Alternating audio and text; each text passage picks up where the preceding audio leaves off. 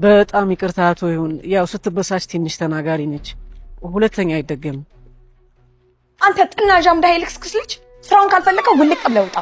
እከካም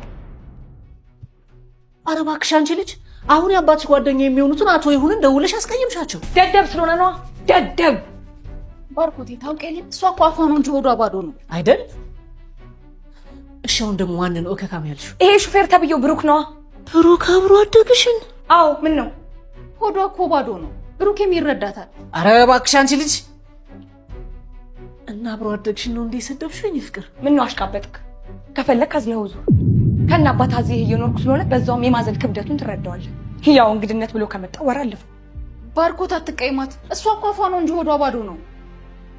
እኔ አንዳንድ ሰው ይገርመኛል። በክፉ ቃሉ ያለ ርህራሄ አጋድሞ ያርድህና በመርዛማ ቃሉ ስብርብር አድርጎ ልብህን ያደማና ሆዴ እኮ ባዶ ነው ይላል እንደገና። ይኸውልህ ዘመኔን ሙሉ የማስታውሰው ንጹህ የምትለውን ሸንጋዩን ልብህን ሳይሆን ያደማኝን ቃልህን ነው። ሲጀመር ንጹህ ምንጭ የደፈረሰ ውሃ እንደማይሰጠው ሁሉ ንጹህ ልብም ክፉ ቃል ሊወጣው አይችልም። ምክንያቱም ከልብ ሞልቶ የፈሰሰው ነው በአፍ የሚወጣው።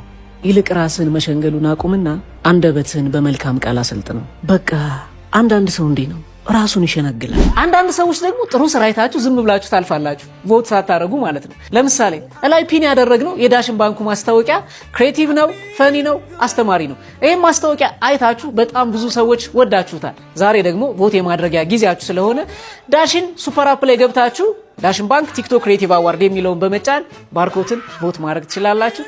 ይመቻል።